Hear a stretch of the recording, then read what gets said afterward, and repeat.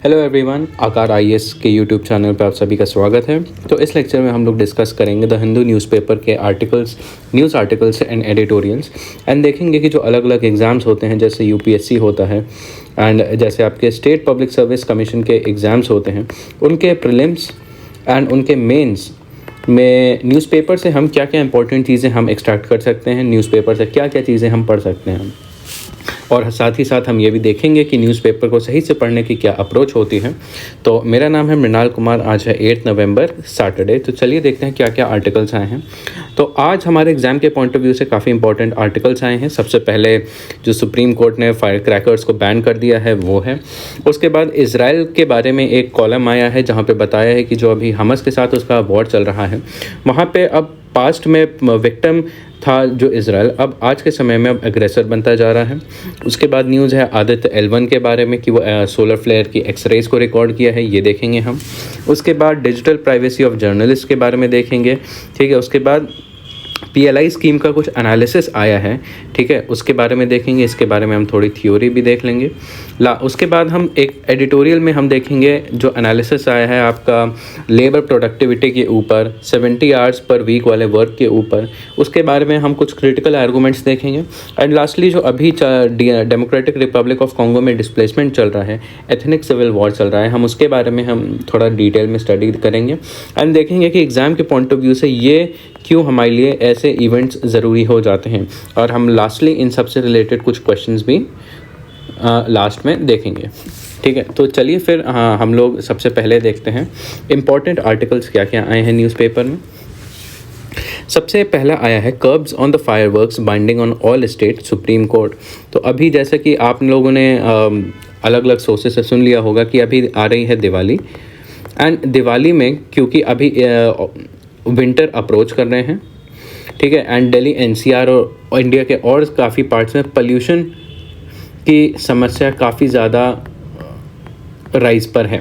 अभी दिल्ली में almost on an average AQI 450 AQI का लेवल जा रहा है। तो पोल्यूशन एक बहुत बड़ा इशू बनता जा रहा है। और इसी बीच में दिवाली में काफ़ी ज़्यादा फायर क्रैकर्स बर्स्ट किए जाते हैं, जिससे AQI लेवल जो है वो काफ़ी ज़्यादा इंक्रीज़ हो जाता है। तो इसी को कर्ब करने के लिए सुप्रीम कोर्ट ने कहा कि इस दिवाली में सुप्रीम कोर्ट ने हर स्टेट में फायर क्रैकर्स बैन कर दिए हैं। आप अगर पटाखे जलाएंगे तो आप पे जुर्माना हो सकता है, आप पटाखे नहीं जला सकते, एंड जो उनकी सेल है उस पर भी बैन कर दिया है। और ये जो ऑर्डर है सुप्रीम कोर्ट का, ये एक टाइप से सारे स्टेट्स के लिए, सिर्फ दिल्ली NCR के लिए ही नहीं बल्कि सारे स्टेट्स के लिए बाइंडिंग है, ठीक है। तो बेसिकली यही कहा है, काफ़ी सारे इसी तरीके के आर्गूमेंट्स है कि desire to protect the environment should be part of the collective conscience of the society, कि जो हमें एनवायरमेंटल प्रोटेक्शन का एफर्ट एक टाइप से सोसाइटी का कलेक्टिव एफर्ट होना चाहिए, एंड इन तरीक़ों से हम कर पाएंगे नॉइज़ और एयर पोल्यूशन को कम करने के लिए, ठीक है। एंड इसी के चलते मतलब यहाँ पे एक इम्पॉर्टेंट बात एक और कही है सुप्रीम कोर्ट ने कि बच्चे जो होते हैं स्कूल में पटाखों के प्रति अवेयरनेस, जो जागरूकता है वो बच्चों में बल्कि बड़ों से ज़्यादा है। आज के समय में बच्चे नहीं पटाखे जलाते हैं, बल्कि जो बड़े हैं वो बहुत ज़्यादा पटाखे जलाते हैं। और समय जब ख़त्म होने को होता है, पटाखों 10:30 का जो समय होता है जिसके बाद पटाखे बैन हैं, ठीक है, उसके बाद भी उसके जस्ट ख़त्म होने से पहले लोग क्या करते हैं, एक बार में अपना सारा स्टॉक जला के ख़त्म कर लेते हैं। तो इस तरीके की कुछ चीज़ें बताई हैं, नेगेटिव प्रैक्टिसेस बताई हैं, जिससे दिवाली में एयर पोल्यूशन बहुत ज़्यादा होता है। ये हो गया आपका सबसे पहला, ठीक है। तो अगर इसकी रेलेवेंस की बात करूँ, रेलेवेंस में ये आपका GS 3 में इन्वायरमेंट एंड बायोडाइवर्सिटी में एयर पोल्यूशन के पॉइंट ऑफ व्यू से इंपॉर्टेंट है कि क्या क्या सोल्यूशन किए जा सकते हैं एयर पोल्यूशन को टैकल करने के लिए। उनमें से एक ये आर्टिकल है कि सुप्रीम कोर्ट बैन कर दे फायर क्रैकर्स, या फिर इसको आप एक तौर से अपने आर्गूमेंट्स में एग्जाम्पल की तरह भी यूज़ कर सकते हैं। उसका है सीज फायर के बारे में है। ये बताया है from being a victim of terrorism Israel has turn into a ruthless अग्रेसर। तो यहाँ पे इस पूरे आर्टिकल में क्या क्या बताया है कि अभी तक जो इजराइल है इस पे हुए हैं अटैक्स के ऐसे टेरर अटैक्स किए हैं हमस ने पास्ट में, ठीक है। एंड कहीं ना कहीं इसराइल काफ़ी समय तक टेरर अटैक का विक्टिम रहा है। लेकिन इस वाले वॉर में अक्टूबर 7 के इंसिडेंट के बाद इसराइल ने जो आपका एग्रेसिव ऑफेंसिव स्ट्रैटेजी अपनाई है वो एक टाइप से काफ़ी ज़्यादा रूथलेस है, एंड कहीं ना कहीं अब इसराइल खुद एक अग्रेसर की तरह बन गया है। तो देखिए इस आर्टिकल में क्या क्या बोला है कि अब जो वॉर है ये अपने सेकेंड मंथ में आ रहा है। ठीक है, अक्टूबर 7 में शुरू हुआ था एंड नवंबर 7 में एक महीना हो चुका है इस पूरे इंसिडेंट को। अब नवंबर 7 के बाद अब दूसरा महीना शुरू होने जा रहा है एंड गाज़ा में ऑलमोस्ट 2.3 मिलियन लोग रहते हैं। वहाँ पे अभी तक लगभग 10,000 लोगों की डेथ हो चुकी है एंड उसमें ऑलमोस्ट आधे वुमेन और चिल्ड्रन हैं। यूएन इसको क्या कहता है, graveyard of thousands of children and living help for everyone. ठीक है, एंड जो अक्टूबर 7 का अटैक हुआ था उसमें लगभग 1400 इसराइलीज़ इनकी डेथ हो गई थी एंड लगभग 1.5 मिलियन इसराइलीज़ का डिस्प्लेसमेंट हो गया था। ठीक है, सॉरी, इसराइलीज़ का डिस्प्लेसमेंट नहीं हुआ था, आपके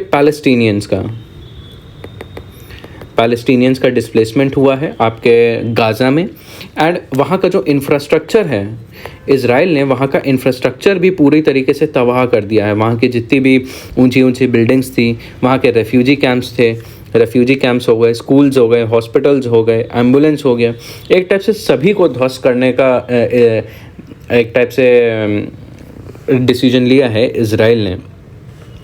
एंड जो इसराइल अटैक कर रहा है, यूनाइटेड नेशन कहता है इसमें जो यूनाइटेड नेशन के एड वाले जो वर्कर्स हैं 89 उनकी भी डेथ हुई है। 89 यूएन एड वर्कर्स की भी डेथ हुई है गाज़ा में इसराइल के अटैक्स में। एंड ये जो इंसिडेंट हुआ है इसके अगेंस्ट काफ़ी सारा प्रोटेस्ट हुआ है, स्पेशली आपके अरब कंट्रीज़ में। एंड ये वाला यहाँ पे एक और पॉइंट ध्यान में रखने की बात है, जो वहाँ के प्राइम मिनिस्टर हैं बेंजामिन नेतन्याहू, उन्होंने अटैक को रोकने से मना कर दिया है।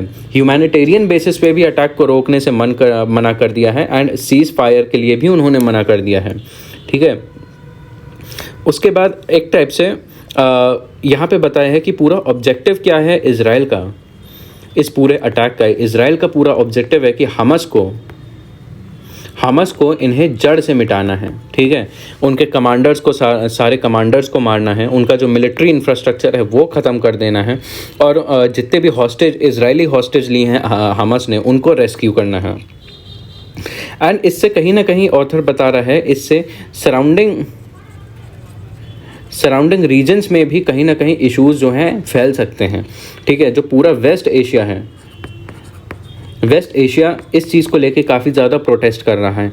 एंड ये शुरू भी हो गया है कि जैसे देखिए यमन के जो हौती रेबल्स हैं, ठीक है, उन्होंने इसराइल के अगेंस्ट अटैक लॉन्च कर दिया है।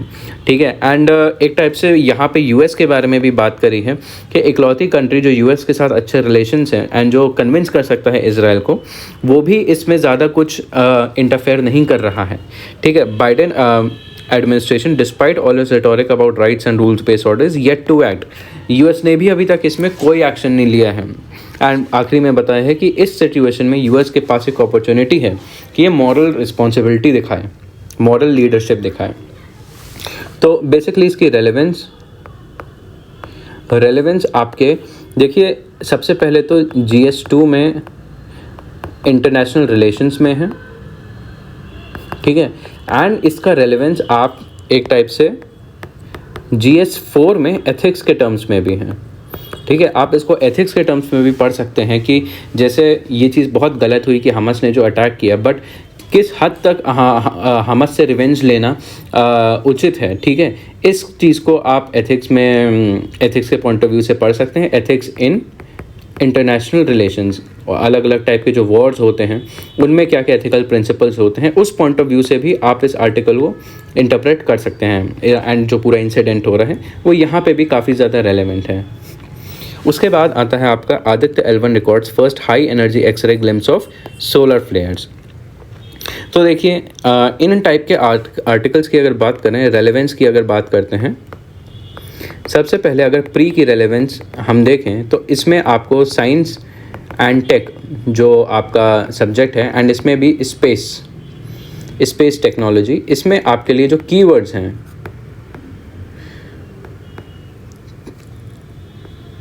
कीवर्ड्स आपके लिए बहुत ज़्यादा इंपॉर्टेंट है। जैसे सबसे पहले देखिए यहाँ पे बात हो रही है high energy L1 orbit X-ray spectrometer, जिसका शॉर्ट फॉर्म है हीलियो HEL1OS पेलोड। तो देखिए प्री में डायरेक्टली आपको क्वेश्चन दिया जाएगा एंड बोला जाएगा HEL1OS ये किस चीज़ को रेफ़र करता है, एंड यहाँ पे आपको दे देंगे 4 ऑप्शन, जिसमें से अलग अलग टाइप के ऑप्शन होंगे एंड जिसमें एक ऑप्शन होगा आपका स्पेस से रिलेटेड। ठीक है, तो इस तरीके से यहाँ पे डायरेक्ट क्वेश्चंस पूछे जाते हैं। तो एक बार हम इसके बारे में आगे देखेंगे। तो ये न्यूज़ आर्टिकल बेसिकली क्या कह रहा है कि जो आदित्य L1 है, जो हमारा स्पेस मिशन है, उसने पहली बार जो सन की सोलर फ्लेयर्स होती हैं उनका एक्सरे रिकॉर्डिंग किया है। एंड देखिए यहाँ पे बात हो रही है डेस्टिनेशन सन अर्थ L1 पॉइंट की। अभी इसके बारे में हम आगे डिस्कस करेंगे। हम अभी डिस्कस करेंगे आदित्य L1 के बारे में भी। ठीक है, तो देखते हैं सबसे पहले आदित्य L1 मिशन के बारे में। ये it will be the first space based Indian mission to study the sun. ठीक है, तो ये हो गया आपका ऑब्जेक्टिव। ठीक है, एक टाइप से देखिए ये वाले जो आर्टिकल्स हैं अलग अलग आपके जो इसरो के जो मिशंस हैं ये आपको बहुत अच्छे से अंडरस्टैंड करने पड़ते हैं। ठीक है, इनमें क्या क्या ऑब्जेक्टिव हैं इसके, क्या क्या फंक्शंस हैं इसके, क्या आउटकम्स हैं, क्यों करना पड़ता है, क्योंकि इस तरीके के जो GS3 हो गया आपका साइंस एंड टेक हो गया, उसमें डायरेक्ट क्वेश्चंस पूछे जाते हैं, डायरेक्ट क्वेश्चंस। ठीक है, क्योंकि अभी 2023 में आपका GS3 में एग्जैक्टली सेम क्वेश्चन आपका चंद्रयान 3 के बारे में पूछा गया कि क्या ऑब्जेक्टिव है इसका, कितनी कंट्रीज़ ने लैंडिंग करी मून पे, क्या फ़र्क था चंद्रयान का 3 का 2 से। तो इस तरीके से आपको ध्यान में रखना है। तो इसका ऑब्जेक्टिव क्या है, to study the sun. The suits of Aditya L1 payloads are expected to provide most crucial information to understand. क्या इसका एम्स हैं, क्या क्या अंडरस्टैंड करना चाहता है। सबसे पहले कोरोनल हीटिंग के बारे में, कोरोनल मास इजेक्शन इसके बारे में भी हम देखेंगे, pre flare and flare activities and their characteristics इसके बारे में भी अभी हम देखेंगे, डायनेमिक्स ऑफ स्पेस वेदर ये अंडरस्टैंड करना चाहता है, propagation of particles and fields. ठीक है, ये इसके एक तो ये चीज़ें अंडरस्टैंड करना चाह रहा है। इसके बाद Aditya L1 will be launch using the polar satellite launch vehicle PSLV XL। ये चीज़ भी ध्यान में रखिएगा, ये आपका फैक्ट जो है ये आपका प्री के पॉइंट ऑफ व्यू से इम्पॉर्टेंट है। एंड आपको पता भी होना चाहिए कि कौन कौन से अलग अलग लॉन्च व्हीकल्स हैं। ठीक है, GSLV होता है एक, इसके क्या क्या कैरेक्टरिस्टिक्स हैं, SSLV होता है, PSLV होता है, ये कहाँ कहाँ किस क्या क्या इनका फंक्शन होता है, कौन से ऑर्बिट में ये के लिए लॉन्च होता है, ये सब आपको पता होना चाहिए। उसके बाद देखते हैं क्या मेजर ऑब्जेक्टिव्स हैं इस मिशन के। To study the solar upper atmosphere dynamics, ये हो गया आपका first. Study the chromospheric and coronal heating. ठीक है, physics of partially ionised plasma, initiation of the coronal mass ejection and flares, ये हो गया second. Observe the in situ particles and plasma environment providing data for study of the particle dynamics from the sun. उसके बाद physics of solar corona and heating mechanism, diagnostics of coronal and coronal loop plasma. ठीक है, इसकी temperature, velocity, density, development, dynamics and origin of coronal mass ejection, identify the sequence of processes that occur at multiple layers which eventually leads to solar eruptive events, magnetic field topology, magnetic field measurement and solar corona and driver for space weather। इतने तरीके के इसके objectives हैं। तो basically आप याद रखिए कि ये जैसे कोरोनल हीटिंग हो गया, कोरोनल मास इजेक्शन हो गया, ठीक है, सोलर वेदर हो गया, तो इस चीज़ को आप समझ के करिए। ठीक है, एंड यहाँ से कुछ कुछ कीवर्ड्स जो हैं, कीवर्ड्स आप यहाँ से उठा लीजिए एंड इनको डायरेक्टली अपने आंसर में यूज़ करिएगा। उसके बाद देखिए यहाँ पे आर्टिकल में बात हो रही थी ये L1 पॉइंट के बारे में। तो ये L1 पॉइंट क्या है? L1 पॉइंट जो है आपका लैग्रांजे पॉइंट कहते हैं ऐसे। ठीक है, तो ये पॉइंट क्या होता है? They are position in space where objects tend to stay put. At Lagrange point, the gravitational pull of two large masses precisely equals to the centripetal force required for a small object to move with them। ठीक है, तो कहने का मतलब ये है कि देखिए हम जानते हैं हर जो भी सेलेस्टियल बॉडी है वो कुछ ना कुछ उसका मास होता है एंड कुछ ना कुछ उसका ग्रेविटेशनल पुल होता है। जैसे हम जानते हैं ये अर्थ है और अगर ये मून है तो एक टाइप से ग्रेविटेशनल पुल की वजह से अर्थ में टाइड्स होती हैं, ठीक है। तो अब अगर कोई भी तो इसलिए क्यों होता है ऐसा, क्योंकि मून का भी कुछ ग्रेविटेशनल पुल होता है, इसका भी कुछ मास होता है, ठीक है। तो ये मान लीजिए अर्थ का ग्रेविटेशनल पुल और मून का ग्रेविटेशनल पुल इस लाइन के बीच में एक्ट करता है। तो कहीं ना कहीं एक ऐसा पॉइंट होगा जहाँ पे दोनों का जो ग्रेविटेशनल पुल है वो एक दूसरे को कैंसिल कर देता है, ठीक है। मान लीजिए यहाँ पे वो पॉइंट है, यहाँ पे gravitational pull by moon equal to gravitational pull by earth है। तो यहाँ जो बॉडी रहेगी ये यहीं पे स्टेशनरी रहेगी, यहाँ से हिलेगी ही नहीं, क्योंकि जो बॉडी है वो दोनों के ग्रेविटेशनल पुल से बैलेंस आउट हो रही है। तो ये वाला जो पॉइंट है जो एक टाइप से स्टेशनरी पॉइंट होता है जहाँ पे दो बॉडीज़ के फोर्सेस जो है इक्वल होते हैं, वो होता है लैग्रेंज पॉइंट। ये आप ध्यान में रखिएगा, ये वाले जो कीवर्ड्स हैं एंड इनके जो ये एक्सप्लेनेशंस है ये अक्सर प्रीलिम्स में डायरेक्टली पूछे जाते हैं, ठीक है। तो ये होता है जो लैग्रेंज पॉइंट होता है, यहीं पे आपका आदित्य L1 जो सैटेलाइट है यहाँ पे प्लेस किया जाता है। They can be used by aircraft to reduce fuel consumption needed to remain in position. तो देखिए अगर कोई ऐसा पॉइंट होगा जहाँ पे ग्रेविटेशनल पुल किसी बॉडी को एक जगह रख रहा है तो जो ईंधन की खपत होती है वो कम होती है, ठीक है। There are 5 special Lagrange point where a small mass can orbit in a constant pattern with 2 larger masses. तो ये चीज़ ध्यान में रखिएगा, हमारे सोलर सिस्टम में अर्थ और सन के रेफरेंस में कितने लैग्रेंज पॉइंट हैं? 5 स्पेशल लैग्रेंज पॉइंट हैं, ठीक है। पहली बात तो आपको इसका कॉन्सेप्ट याद रखना है, ये इसका कॉन्सेप्ट है, ठीक है। ये इसका फ़ायदा है कि फ्यूल का यूजेज कम होता है एंड 5 लैग्रेंज पॉइंट है, ठीक है।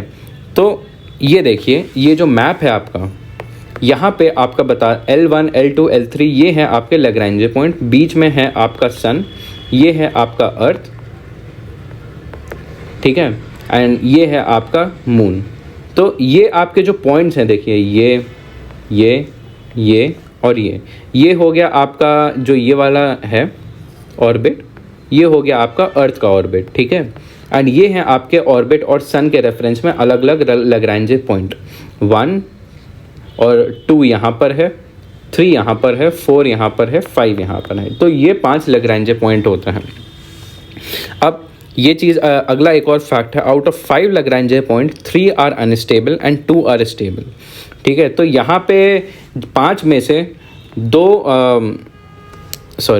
3 लैग्रेंज पॉइंट है दैट आर अनस्टेबल, ठीक है। मतलब यहाँ पे अगर किसी बॉडी को रखेंगे तो वहाँ पे काफ़ी ज़्यादा डिस्टर्बेंस होगा, लेकिन 2 लैग्रेंज पॉइंट ऐसे हैं जहाँ पे काफ़ी ज़्यादा स्टेबिलिटी होती है, ठीक है। The unstable Lagrange point are L1, L2 and L3। जो आपका L1 है, L2 है एंड आपका L3 है, ये आपके अनस्टेबल में आते हैं, ठीक है। The stable Lagrange point L4 and L5 APEC of have, ठीक है। तो और जो आपका L4 और L5 है ये आपके स्टेबल में आते हैं, ठीक है। एंड ये जो है आपके सन और अर्थ से एक टाइप से इक्विलेटरल ट्रायंगल बनाते हैं, ये इक्विलेटरल ट्रायंगल बनाते हैं आपके सन और अर्थ से, ठीक है। ये चीज़ आप ध्यान में रखिएगा, ठीक है, कि कौन कौन से स्टेबल होते हैं, अनस्टेबल होते हैं। जो स्टेबल होते हैं वो इक्विलेटरल ट्रायंगल बनाते हैं एंड लैग्रेंज पॉइंट का ये पूरा कॉन्सेप्ट होता है।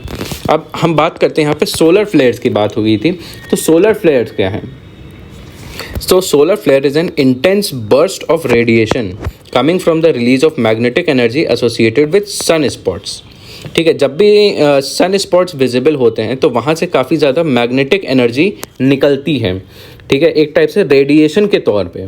तो जब वो रेडिएशन जो है एनर्जी रिलीज रेडिएशन के तौर पे अर्थ पे पहुँचती है तब उसे हम कहते हैं सोलर फ्लेयर्स, ठीक है। एक टाइप से it is the solar systems largest explosive event. तो ये एक टाइप से ब्लास्ट की तरह होता है, सन के सरफेस पे एक ब्लास्ट होता है, ठीक है, सनस्पॉट के पास में एक ब्लास्ट होता है एंड उस ब्लास्ट से काफ़ी ज़्यादा मैग्नेटिक एनर्जी और रेडिएशन निकलती है।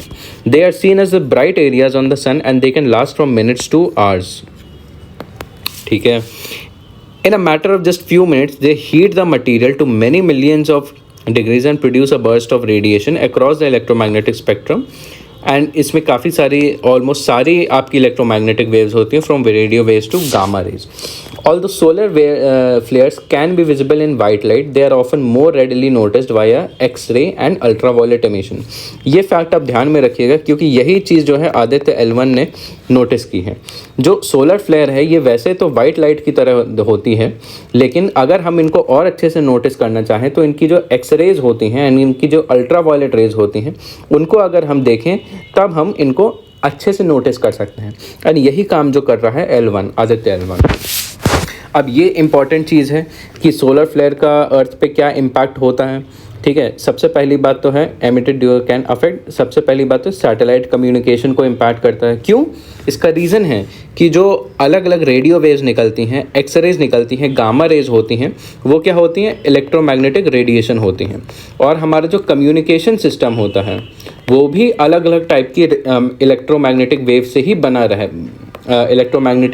बना रहता है.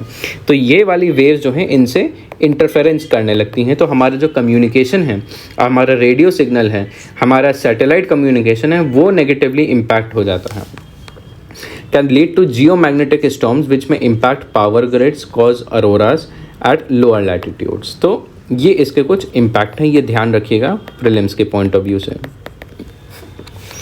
अब बात आती है कि यहाँ पे अभी हमने पढ़ा कि जियोमैग्नेटिक स्टॉर्म्स यहाँ से निकल आते हैं. तो जियोमैग्नेटिक स्टॉर्म्स क्या होते हैं एक बार हम देख लेते हैं.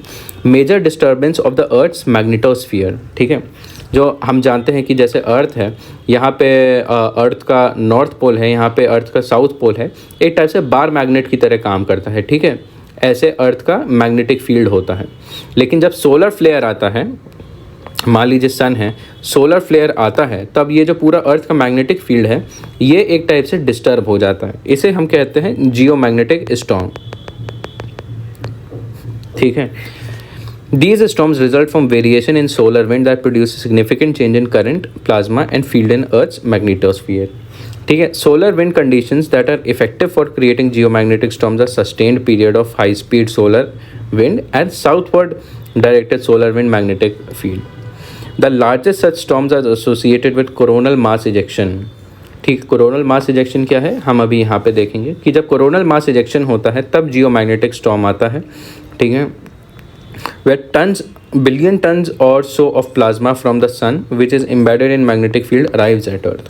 ठीक है, जब कोरोनल मास इजेक्शन होता है, CME होता है, एक टाइप का सोलर फ्लेयर होता है जो सन से निकलता है. ये क्या होता है? ढेर सारा जो प्लाज्मा होता है, प्लाज्मा जो होता है अर्थ के मैग्नेटिक फील्ड जो है उससे आके टकराता है एंड इसको डिस्टर्ब कर देता है. ठीक है, ये चीज़ है. अब कोरोनल मास इजेक्शन क्या होता है ये भी एक इम्पॉर्टेंट कीवर्ड है, ये भी आपका प्री के पॉइंट ऑफ व्यू से इम्पॉर्टेंट है. ठीक है, solar flares are different to coronal mass ejections. ठीक है, which were once thought to be initiated by solar flares. तो सोलर फ्लेयर्स और कोरोनल मास इजेक्शन पहले सिमिलर माने जाते थे बट एक नहीं होते, अलग अलग होते हैं. CME are large expulsion of plasma and magnetic field from sun's corona and propagates outward in interplanetary space. ठीक है, ये भी जो होते हैं आपके प्लाज्मा और मैग्नेटिक फील्ड से बने होते हैं. Although some are accompanied by flares, it is now known that most of CMEs are not associated with flares. तो अक्सर होता है कि जो कोरोनल मास इजेक्शन है ये आपके फ्लेयर्स के साथ भी निकलते हैं, लेकिन ये बिना फ्लेयर्स के भी इजेक्ट हो सकते हैं. Blast of CME carries a billion tons of particle out from the sun at very high speed of 100 km per second. ठीक है, उसके बाद आपका एक और आर्टिकल आता है, guideline needed to protect journalist digital privacy. तो सबसे पहले मैं इसकी रेलेवेंस समझा दूँ. रेलेवेंस में ये आपका मोस्टली मेंस के पॉइंट ऑफ व्यू से इम्पॉर्टेंट है. मेंस में भी आपका GS2 है. GS2 में आपका जो पॉलिटी वाला पोर्शन है, पॉलिटी में भी जो आपका कॉन्स्टिट्यूशन में अलग अलग फंडामेंटल राइट हैं. फंडामेंटल राइट में आपका जो आर्टिकल 19 होता है, आर्टिकल 19 का freedom of speech and expression, उसके काफ़ी ज़्यादा डायमेंशंस होते हैं. ठीक है, उनमें से एक डायमेंशन होता है आपका फ्रीडम ऑफ प्रेस. ठीक है, फ्रीडम ऑफ प्रेस होता है, इसमें प्राइवेसी होता है, सॉरी प्राइवेसी नहीं, प्राइवेसी आपका आर्टिकल 21 में होता है, जैसे आर्टिकल 19 हो गया या फिर आर्टिकल 21 आपका प्राइवेसी वाला हो गया। तो इस पॉइंट ऑफ व्यू से आपको ये आर्टिकल समझना है।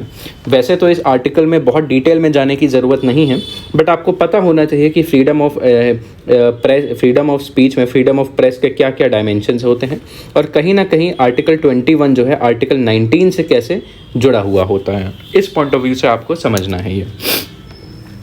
तो यहाँ पे बात करी है कि जब भी जर्नलिस्ट होते हैं, जर्नलिस्ट के अगेंस्ट जब भी इन्वेस्टिगेशन होती है, तब उनका जितना भी डिजिटल डिवाइसेस होती हैं उनको जब्त कर लिया जाता है, एंड उनकी जो पूरी प्राइवेसी, उनके पास प्राइवेसी का फिर कोई रिस्पेक्ट नहीं होता।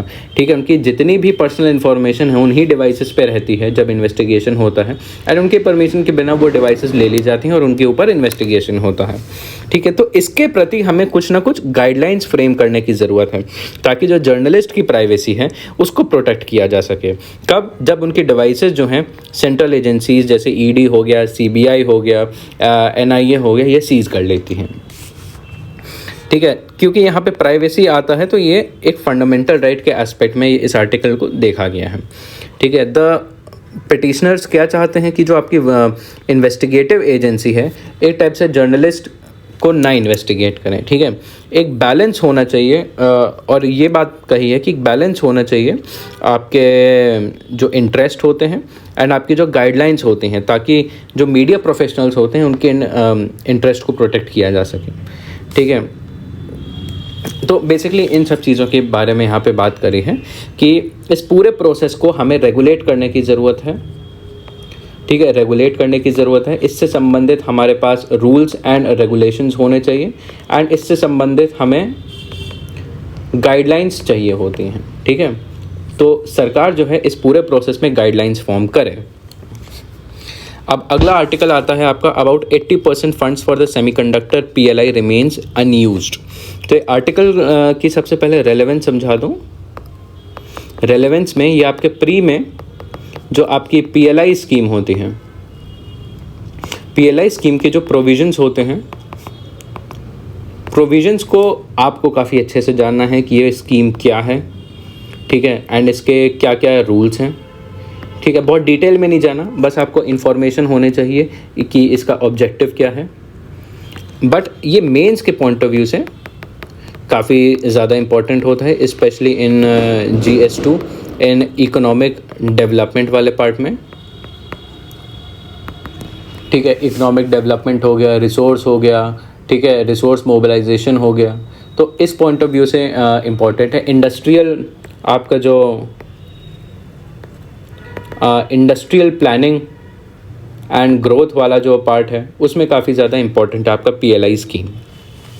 तो ये आर्टिकल ये कहना चाह रहा है कि देखिए PLI की जो स्कीम है ये आपकी डोमेस्टिक मैन्युफैक्चरिंग है आपका, स्पेशली टेक सेक्टर में, टेक्नोलॉजिकल सेक्टर में, उसको सरकार काफ़ी ज़्यादा बढ़ावा दे रही है इस स्कीम को। तो इस स्कीम के लिए कुछ पैसे इन्होंने अलॉट किए थे, लेकिन इस ऑलमोस्ट मान लीजिए 10 बिलियन इस स्कीम को पूरा करने के लिए अलॉट किए थे, लेकिन अभी तक जो आपका $8 बिलियन है वो अभी तक यूज़ नहीं किया है। ठीक है, तो ये पूरा इस आर्टिकल बता रहा है कि इस स्कीम का काफ़ी ज़्यादा अंडर यूज्ड पोटेंशियल है। अब एक बार हम इसके बारे में और देख लेते हैं। इस आर्टिकल में एक और इम्पॉर्टेंट इन्फॉर्मेशन है कि कितने सेक्टर्स के लिए ये स्कीम है। ध्यान में रखिएगा, 14 सेक्टर्स के लिए ये स्कीम है, और इस स्कीम को इम्प्लीमेंट कौन कर रहा है? Department of promotion of industry and internal trade. ठीक है, ये चीज़ आप ध्यान में रखिएगा, ये बहुत ज़्यादा एग्जाम में पूछी जाती है। तो अब एक बार हम PLI स्कीम के बारे में देख लेते हैं कि क्या होती है। इसमें क्या होता है, जो कंपनीज होती हैं इनको फाइनेंशियल इंसेंटिव मिलता है based on their production and sales. कहने का मतलब ये है कि मान लीजिए कोई मोबाइल मैन्युफैक्चरिंग कंपनी है, वो जनरली 10 यूनिट्स बनाती है। ठीक है, 10 यूनिट्स बना के इंडिया में सेल करती है, लेकिन सरकार कहती है कि और इसके ऊपर आप कितनी और यूनिट्स बना सकते हैं उस पे हम आपको कुछ ना कुछ बोनस देंगे, कुछ ना कुछ इंसेंटिव देंगे। ठीक है, अगर आप 13 यूनिट्स और एक्स्ट्रा बनाते हैं, ठीक है, तो हम आपको इतने पैसे देंगे। अगर आप 16 यूनिट बनाते हैं तब हम आपको हर मोबाइल की यूनिट पे इतना % और इंसेंटिव देंगे। ये है पूरी PLI स्कीम। ठीक है, For example, if a company makes more smartphone in India, they can earn a bonus from government. This encourages company to increase production, create job. तो ये होता है कि जब मोबाइल कंपनी देखेगी कि मैं जितना ज़्यादा बनाऊंगा मुझे उतने ज़्यादा और पैसे मिलेंगे, तो ये सबसे पहले तो अपना प्रोडक्शन इंक्रीज़ करते हैं, अपने सेल्स इंक्रीज़ करते हैं। इसको क्या जब बाकी कंट्रीज़ हैं, जो फॉरेन की कंट्रीज़ हैं, बाहर की कंट्रीज़ हैं, वो इंडिया में आके और इस्टेब्लिशमेंट करना चाहेंगे, क्योंकि वो भी चाहेंगे कि हमें प्रॉफिट हो इससे। तो एक टाइप से सरकार कहना चाह रही है कि आप इंडिया में आइए और आप जितना ज़्यादा प्रोडक्शन करेंगे हम आपको उतना ज़्यादा और इंसेंटिव देंगे, हम आपको और ज़्यादा पैसा देंगे, प्रॉफिट देंगे। ये है पूरी स्कीम। और ये कितने सेक्टर्स के लिए है? आपके 14 सेक्टर्स के लिए है। अब इसका ऑब्जेक्टिव क्या है? जो आपका डोमेस्टिक मैन्युफैक्चरिंग कैपेसिटी है, इंफ्रास्ट्रक्चर है, उसको इंक्रीज़ करना है।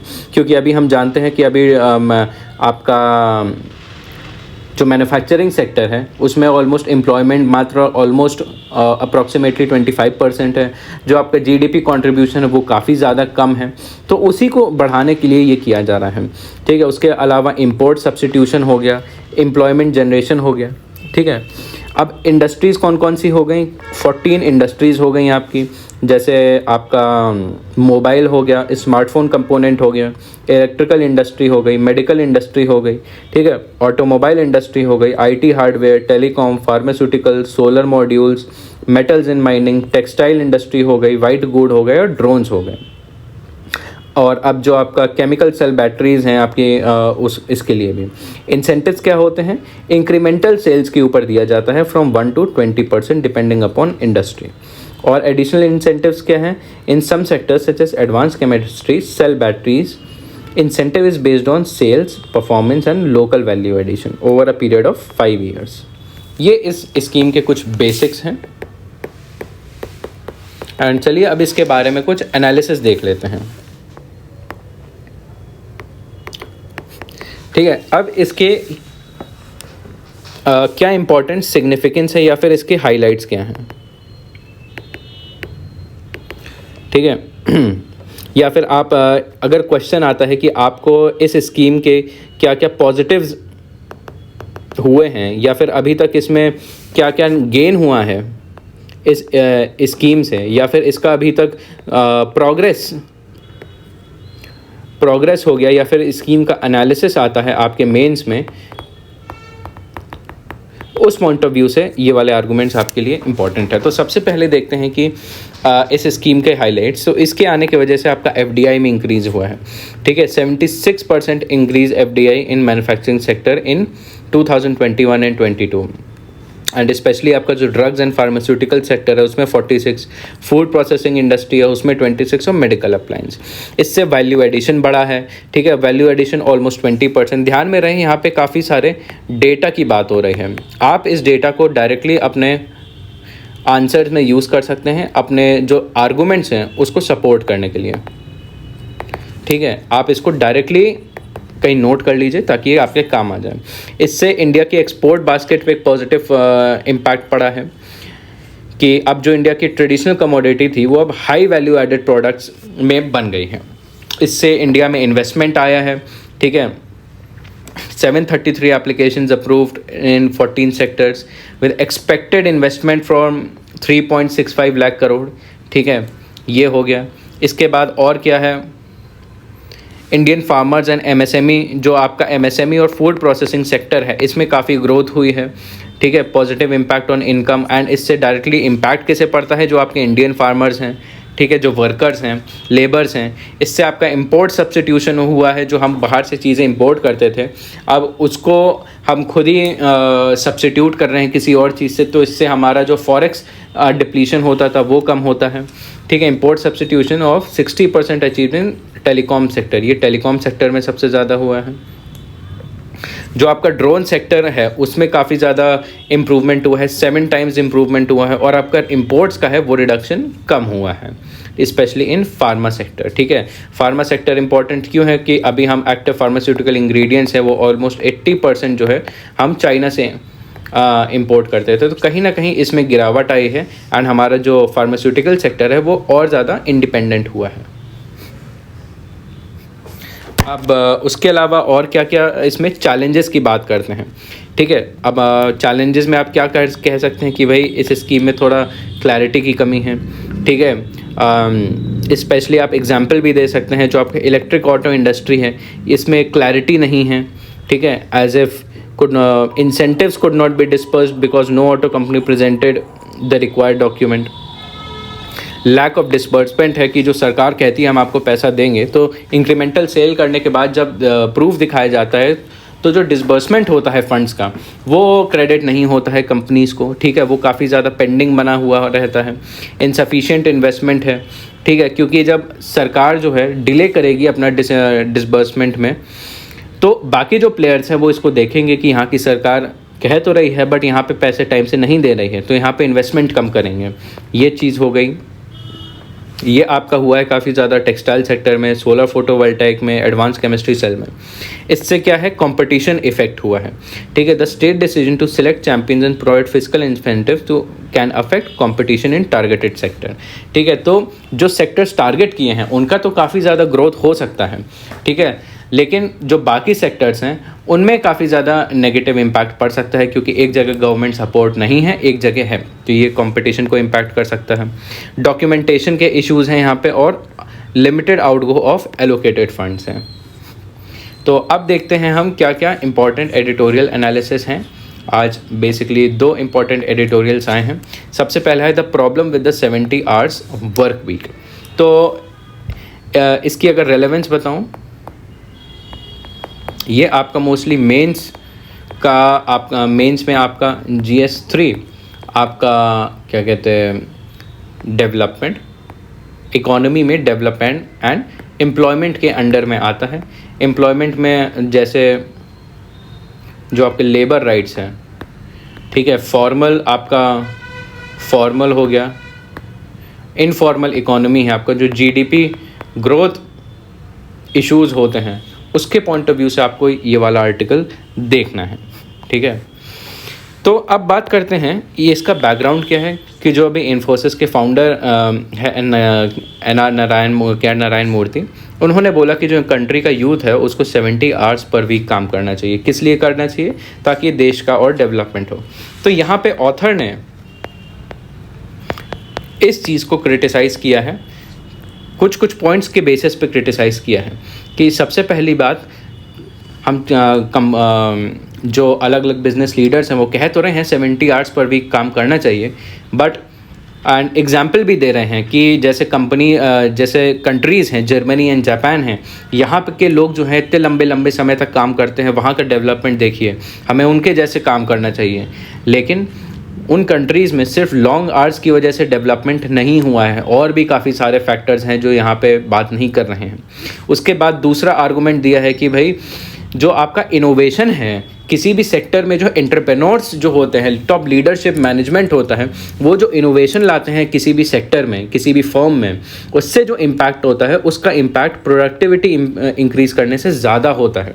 तो कहीं ना कहीं जो बड़े बड़े बिजनेस लीडर्स हैं वो इनोवेट नहीं करना चाह रहे हैं, सिर्फ प्रोडक्टिविटी को इंक्रीज़ करना चाह रहे हैं। बेसिकली जो बर्डन है प्रॉफिटेबिलिटी का वो वर्कर्स पे शिफ्ट करना चाह रहे हैं।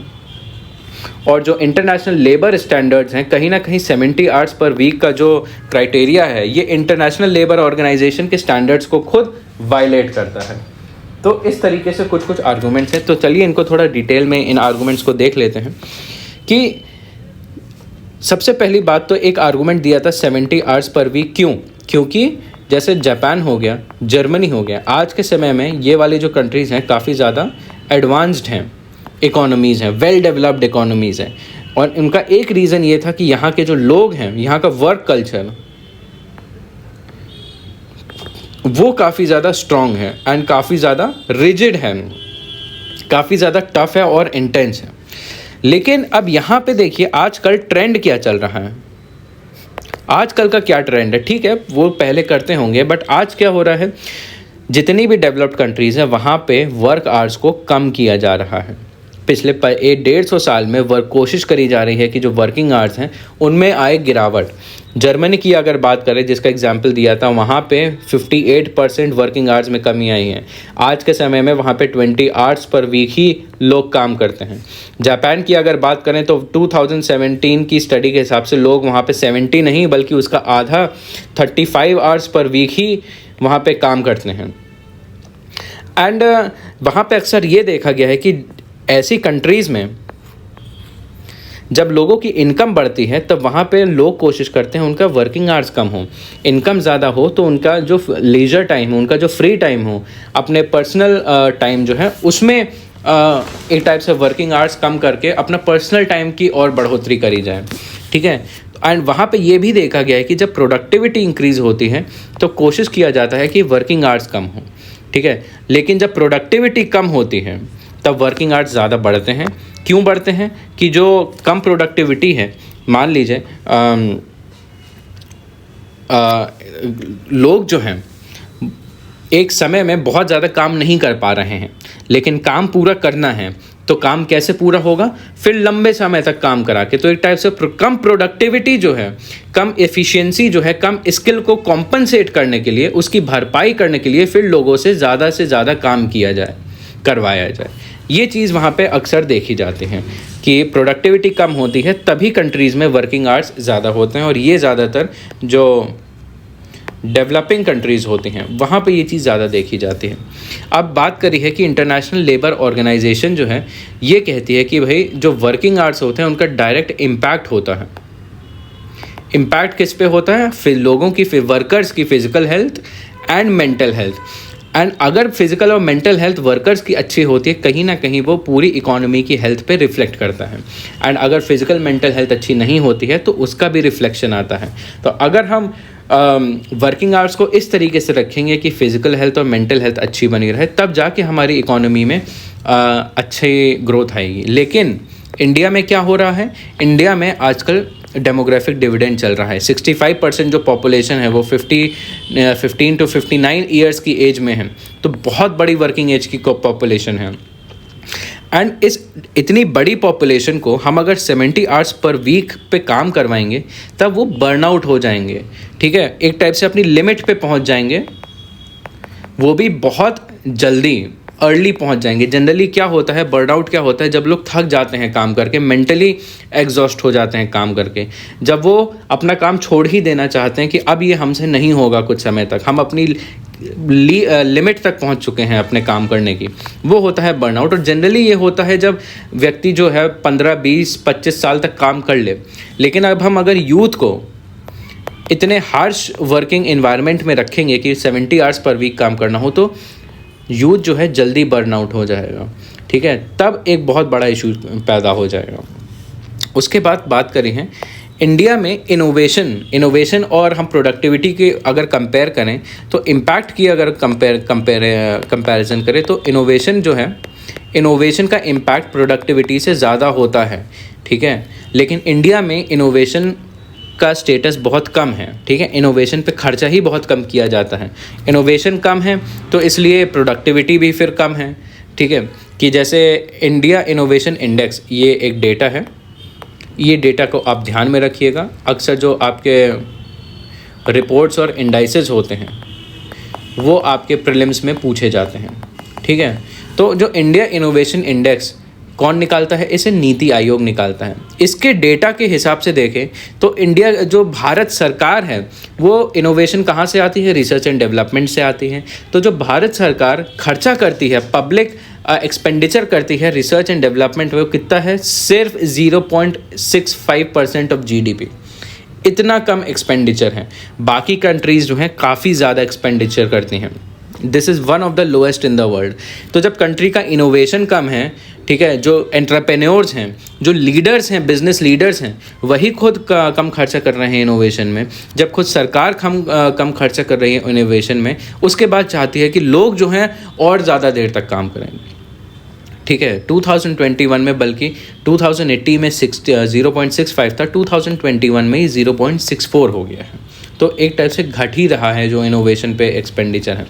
और अगर प्राइवेट सेक्टर की बात करें तो सरकार तो इतना सा कर ही रही है इन्वेस्टमेंट, लेकिन जो प्राइवेट सेक्टर है, देखिए 2013 में इंडिया में प्राइवेट सेक्टर का कंट्रीब्यूशन था 45% और 2021 में घट के हो गया 41%। तो जो प्राइवेट सेक्टर का भी R&D एक्सपेंडिचर था वो भी कम हो गया है।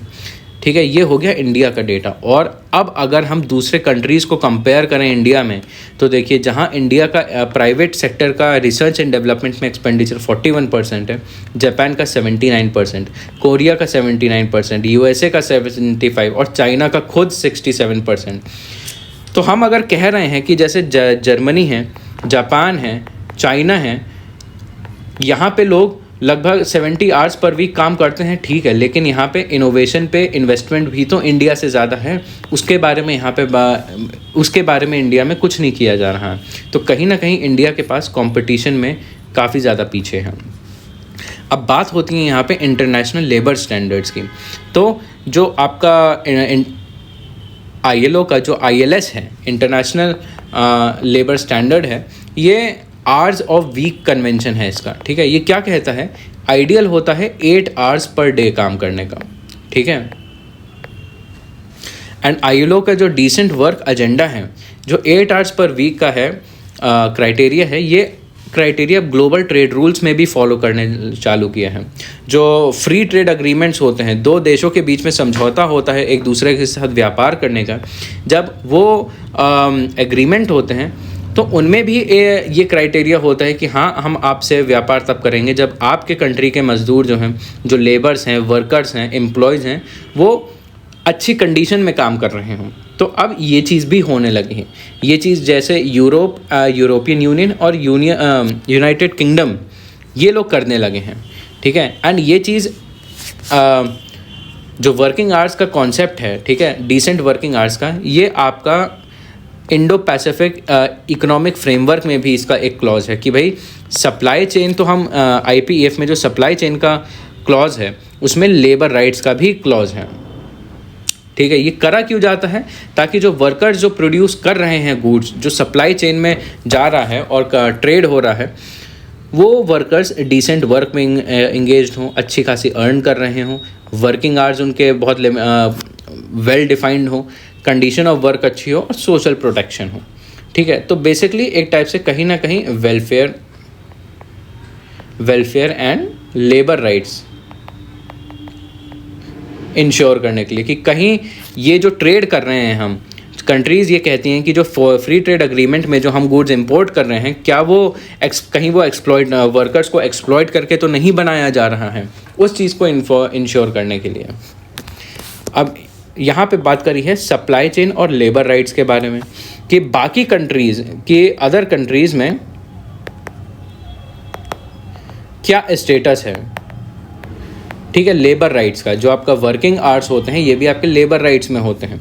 तो यूरोपियन यूनियन हो गया, फ्रांस हो गया, जर्मनी हो गया, सारी कंट्रीज़ जो हैं अब कोशिश कर रही हैं कि लेबर राइट्स जो है, वर्किंग आवर्स जो है, कंडीशन ऑफ वर्क है, वो अब स्ट्रिक्टली मॉनिटर हो एंड वर्कर के हित में हो। कि जैसे यूरोपियन यूनियन लाया है, सप्लाई चेन ड्यू डिलिजेंस का कॉन्सेप्ट लाया है। ये जितने भी आपको ये 3 हैं, आप इनको अपने एग्जाम्पल्स के तौर पे अपने आर्गूमेंट्स में यूज़ कर सकते हैं, अपने इकोनॉमी के एस्से में, कि ग्लोबल बेस्ट प्रैक्टिसेस के तौर पे आप इन 3 पॉइंट्स को यूज़ कर सकते हैं, या फिर आप इसको एस्से में भी यूज़ कर सकते हैं। ठीक है, कि यूरोपियन यूनियन जो है सप्लाई चेन ड्यू डिलिजेंस लाता है कि जो लेबर्स हैं वो स्लेवरी से तो सब्जेक्ट नहीं हैं, लोग वहाँ पे चाइल्ड लेबर तो प्रैक्टिस नहीं कर रहे हैं, प्रोडक्शन जो है वो एनवायरनमेंट को डिग्रेड तो नहीं कर रहे हैं, लेबर का एक्सप्लॉयटेशन तो नहीं हो रहा है। फ्रांस में कंपनी जो है मॉनिटर करती हैं, ठीक है, कि लेबर के राइट्स इंश्योर हो रहे हैं कि नहीं, ठीक है, और लेबर को आइडेंटिफाई किया जा रहा है कि नहीं, और उनसे रिलेटेड रिस्क क्या हैं, वो चीज़ मॉनिटर करती है। जर्मनी जो है ये भी supply chain due diligence act ही ले आई है, जो कि लेबर राइट और वेलफेयर को इंश्योर करता है। तो ये काफ़ी बड़ा आर्टिकल था। अब इसकी अगर हम समरी देखें, कम शब्दों में देखें, तो यहाँ पे मेन 2 चीज़ों के बारे में बात हो रही है कि इंडियन कॉरपोरेट्स चाह तो रहे हैं कि 70 आवर्स पर वीक वर्क हो, ठीक है, लेकिन ये कहीं ना कहीं उनका खुद सेल्फिश इंटरेस्ट के तौर पे कह रहे हैं कि इससे फ़ायदा असल में किसको होगा, जो बिजनेसमैन हैं वो और ज़्यादा प्रॉफिट अर्न करेंगे, लोगों से, अपने वर्कर्स से ज़्यादा काम कराएंगे, एक टाइप से उससे कंपनी का प्रॉफिट होगा। प्रॉफिट जाएगा किन के जेब में, बिजनेसमैन की जेब में। जो अपना बर्डन है, बिजनेसमैन जो है इनोवेट नहीं कर रहे हैं, जो वर्कर्स हैं उनसे बल्कि ज़्यादा काम कर रहे हैं, ठीक है। तो जो प्रॉफिटेबिलिटी का बर्डन है खुद से हटा के अपने एम्प्लॉयज़ पे डाल रहे हैं, एंड इससे काफ़ी ज़्यादा मेंटल और फिज़िकल इश्यूज़ होते हैं। फिर दूसरी बात ये करी है कि जितनी भी मेजर कंट्रीज़ हैं जिसका एग्जाम्पल बाहर दिया जा रहा है, खुद वो वर्किंग आवर्स को कम कर रहे हैं और जो इंटरनेशनल लेबर स्टैंडर्ड्स हैं उनको इन्फोर्स कर रहे हैं, वो भी काफ़ी ज़्यादा स्ट्रिक्टली, जबकि इंडिया नहीं कर रहा है। तो ये चीज़ें जो हैं 70 आवर्स पर वीक का जो वर्क है, इसके अगेंस्ट क्रिटिसिज्म है। ये सारे क्रिटिसिजम्स आप अपने आर्गूमेंट्स में डेफिनेटली यूज़ कर सकते हैं। They will definitely fetch you more marks. तो अब उसके बाद एक आपका इम्पॉर्टेंट आर्टिकल आता है, the massive displacement in Congo. ये आपका एक्सप्लेन्ड सेक्शन का आर्टिकल है, ठीक है। तो एक बार इसको देख लेते हैं इसके बारे में। इसकी सबसे ज़्यादा अगर रेलेवेंस बताऊं, इसकी सबसे ज़्यादा रेलेवेंस आपके प्रीलिम्स में। क्यों? क्योंकि यहाँ पे सबसे पहली बात तो हो रही है कॉन्गो, तो कॉन्गो की ज्योग्राफी के बारे में इम्पॉर्टेंट है। ये आपका प्रीलिम्स में इंटरनेशनल रिलेशन से रिलेटेड है, एंड कॉन्गो से रिलेटेड यहाँ पे पहले भी काफ़ी सारे क्वेश्चंस आ चुके हैं। मैं लास्ट में डिस्कस करूँगा, आपको दिखाऊँगा कि क्यों इस तरीके की ग्लोबल कॉन्फ्लिक्ट्स हमारे प्रीलिम्स के लिए भी इम्पॉर्टेंट होते हैं। तो सबसे पहले यहाँ पे देख लेते हैं बात क्या हो रही है कि कॉन्गो में हो रहा है डिस्प्लेसमेंट। डिस्प्लेसमेंट मतलब लोग अपनी जगह से अस्थायी होकर उनको निकलना पड़ रहा है, अपने घरों से घर छोड़ के भागने पड़ रहे हैं लोगों को। तो अक्टूबर 30 में क्या हुआ था, एक इंटरनेशनल माइग्रेशन ऑर्गेनाइजेशन है, उसकी एक रिपोर्ट आई थी कि डेमोक्रेटिक रिपब्लिक ऑफ कॉन्गो में 6.9 मिलियन पीपल जो हैं वो डिस्प्लेस हो गए। एंड ये सारा इशू कहाँ पर हो रहा है, नॉर्थ कीवू में, ठीक है। एंड यहाँ पे जो कॉन्फ्लिक्ट हो रहा है रेबल्स के साथ, ये जो नॉर्थ कीवू है ये आपको ज्योग्राफी में, आपके मैपिंग में ज़रूर आना चाहिए, वो भी हम आगे देखते हैं। तो देखिए, डेमोक्रेटिक रिपब्लिक ऑफ कॉन्गो के बारे में बात हो रही है। तो सबसे पहले अगर कोई भी आर्टिकल होता है तो उसके बारे में आपको क्या क्या इंपॉर्टेंट चीज़ें जाननी पड़ती हैं कि भाई, जैसे यहाँ पे देखिए कॉन्गो में क्या क्या इंपॉर्टेंट फीचर्स हैं। जैसे कॉन्गो रिवर हो गई आपकी, वहाँ की जो मेजर रिवर्स हैं वो आपको पता होना चाहिए। कॉन्गो से निकल के आपका इक्वेटर जा रहा है, ये इंपॉर्टेंट फैक्ट हैं। यहाँ पे कौन कौन से लेक्स हैं कि जैसे आपका लेक तंगनाइका है, लेक म्वेरू है, ठीक है, लेक कीवू है, लेक एडवर्ड है, लेक एल्बर्ट है, ठीक है। तो लेक्स जो हैं, लेक से सबसे पहली बात तो कैरेक्टरिस्टिक्स, ठीक है, कौन सा रिफ्ट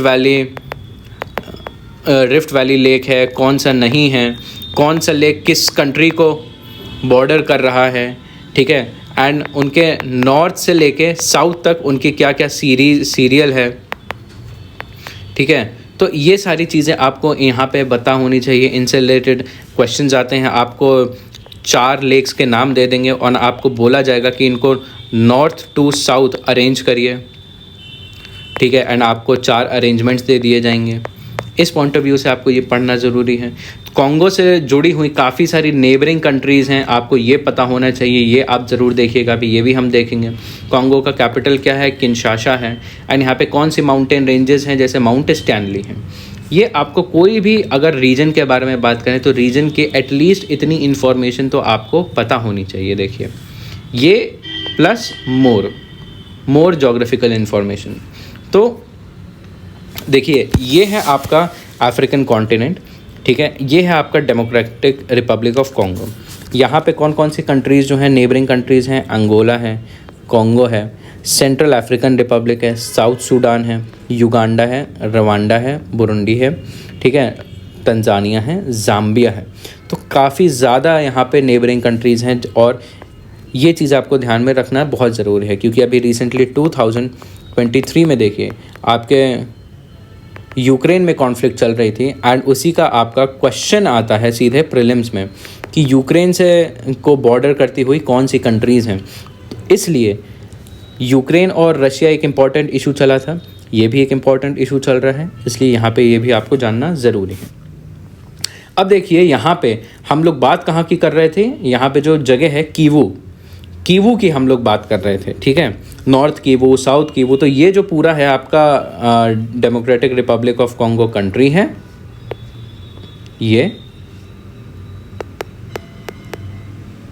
ये है आपकी पूरी डेमोक्रेटिक रिपब्लिक ऑफ कॉन्गो, ठीक है। ये यहाँ पे देखिए ये पूरा एरिया है कीवू का, यहाँ पे पूरी आपकी कॉन्फ्लिक्ट चल रही है। ये है आपका साउथ कीवू, ये है नॉर्थ कीवू, और यहाँ पे आपका इस डायरेक्शन में आती है कंट्रीज़ रवांडा एंड बुरुंडी, जो कि आपके स्टेक होल्डर्स हैं वॉर में, और यहाँ पे आता है आपका युगांडा। ये चीज़ आप ध्यान में रख के चलिएगा जब भी यहाँ पे बात की जाए नॉर्थ कीवू, साउथ कीवू या इटूरी की।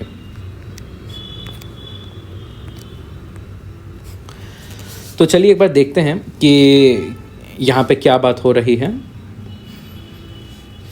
तो यहाँ पे बात की जा रही है कि यहाँ पे कॉन्फ्लिक्ट हुआ है, यहाँ पे डिस्प्लेसमेंट हुआ है। तो इसकी एक छोटी सी बैकग्राउंड हिस्ट्री देख लेते हैं कि 1990s में क्या हुआ था। 2 सिविल वॉर हुए थे, 1996 में, 1998 में।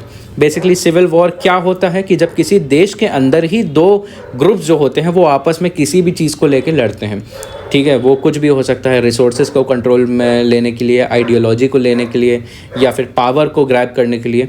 तो जब भी ऐसा किसी देश के अंदर 2 ग्रुप्स फाइट करते हैं तो उसे यह कहते हैं सिविल वॉर। जैसे अमेरिकन सिविल वॉर हुआ था, ठीक है, इस तरीके से।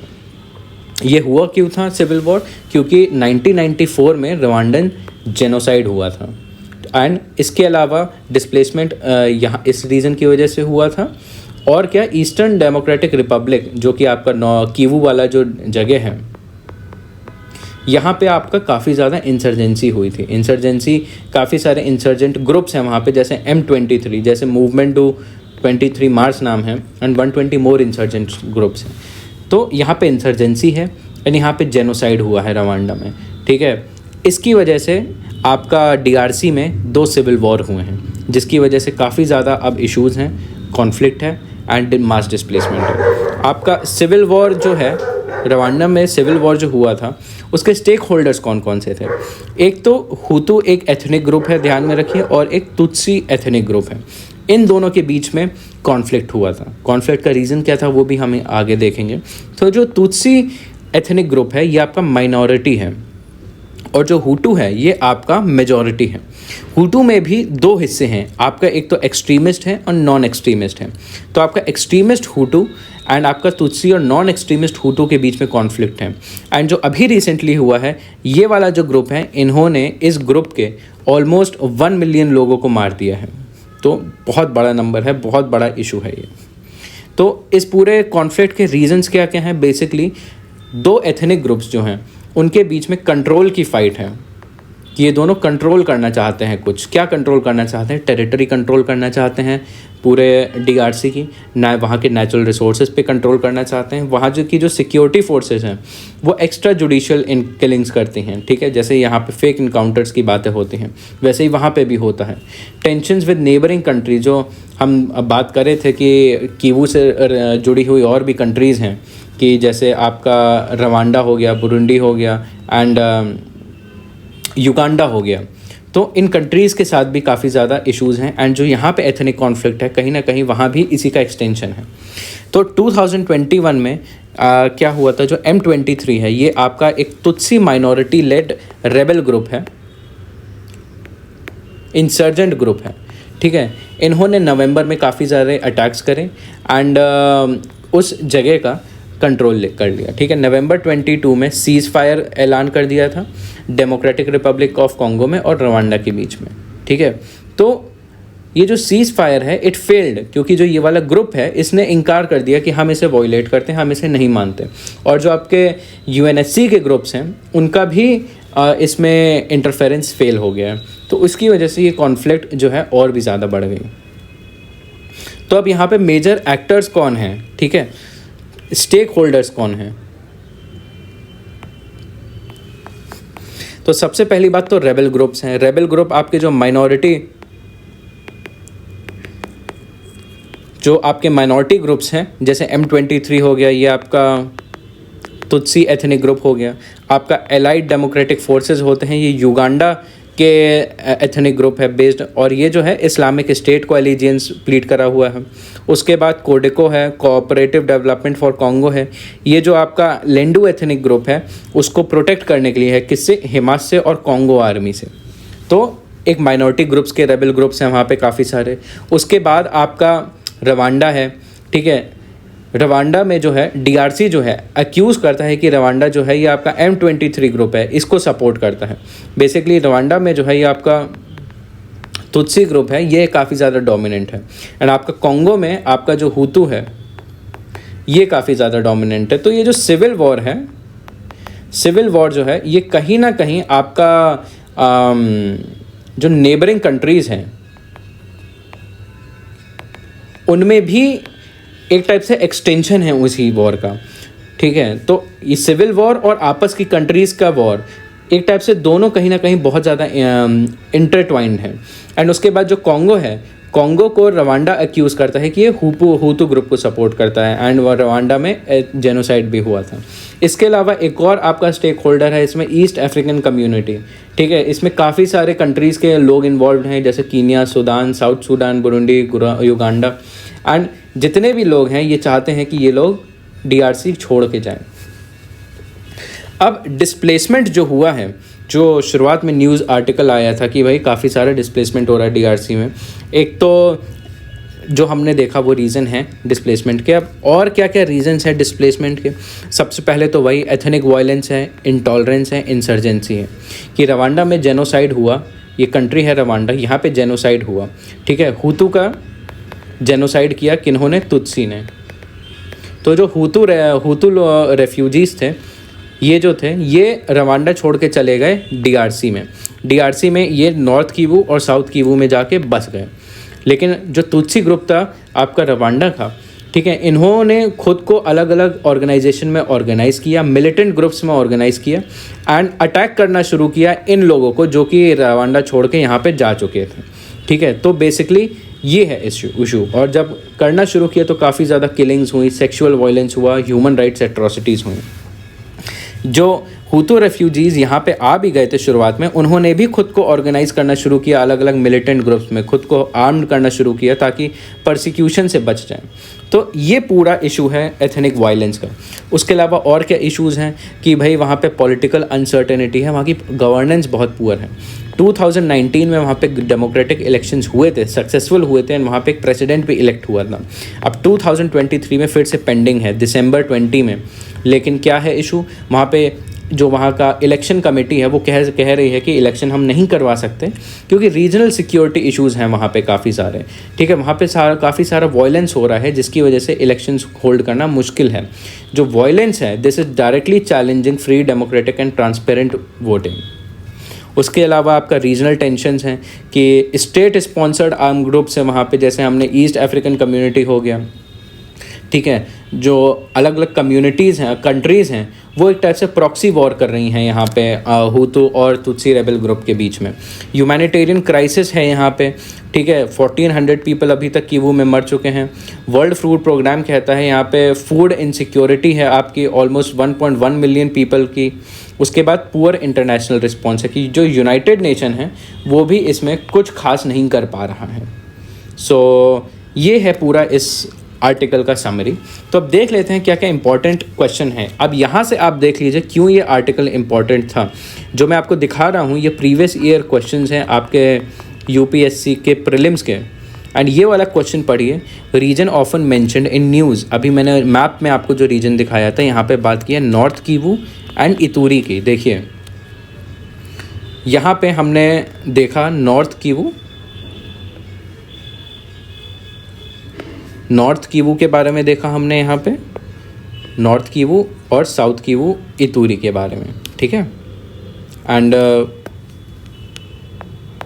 इसी के बारे में डायरेक्ट क्वेश्चन पूछा जा रहा है यहाँ पे, ठीक है। एंड इसमें बोला जा रहा है मैच द पेयर्स, कितने पेयर सही हैं। तो इसलिए आपकी जो ग्लोबल कॉन्फ्लिक्ट चल रही होती हैं उनका जो रीजनल ज्योग्राफी होता है वो आपको पता होना बहुत ज़्यादा ज़रूरी है। यहाँ पे देखिए नागोरो कारबाख की बात करी है, खैरसन एंड ज़ास्फोरज़िहा की बात करी है। तो इसलिए अगर आपको पता होगा तो आप ये क्वेश्चंस अटेम्प्ट कर सकते हैं। तो मैं चाहूँगा इस क्वेश्चन को आप, इस स्क्रीन को आप पॉज करिए, ठीक है, एंड उसके बाद इस क्वेश्चन को कमेंट बॉक्स में आंसर करिए। ये हो गया पहला क्वेश्चन। ये हो गया आपका सेकंड क्वेश्चन। यहाँ पे भी बात हो रही है कॉन्गो बेसिन की। तो pause the question, read it and answer in the comment box. ये है आपका थर्ड क्वेश्चन जो हमने सोलर फ्लेयर्स के बारे में डिस्कस किया था। ये आपका 2002 में कोई पूछा हुआ क्वेश्चन है। स्क्रीन को आप पॉज करिए, इस क्वेश्चन को रीड करिए एंड कमेंट में इसका आंसर करिए। ये हो गया आपका फोर्थ क्वेश्चन। ये भी आपका अफ्रीका से रिलेटेड है, ठीक है। 3/4 ऑफ वर्ल्ड्स कोबाल्ट, ठीक है। इसको भी आप पॉज करिए एंड आंसर करिए।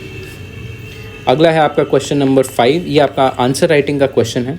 तो देखिए हम लोग बात कर रहे थे इंसर्जेंसी की, तो कहीं ना कहीं इंसर्जेंसी जो है इंडिया में भी काफ़ी ज़्यादा इसका इफ़ेक्ट है। तो उस पॉइंट ऑफ व्यू से ये आपका एक GS3 का इंटरनल सिक्योरिटी का क्वेश्चन है। Analyse the multi dimensional challenges posed by the external states and non state actors and internal security, ठीक है। Also discuss the measures required taken to combat these threats.